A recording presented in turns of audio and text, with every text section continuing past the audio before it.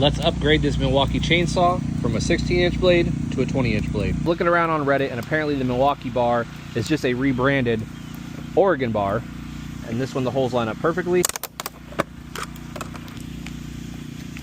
Got these nuts off. Go ahead and clean it out too. There we go. Nice. Solid. The blade tightened up good. We got good clearance here. Let's try it out on this big ass chunk here.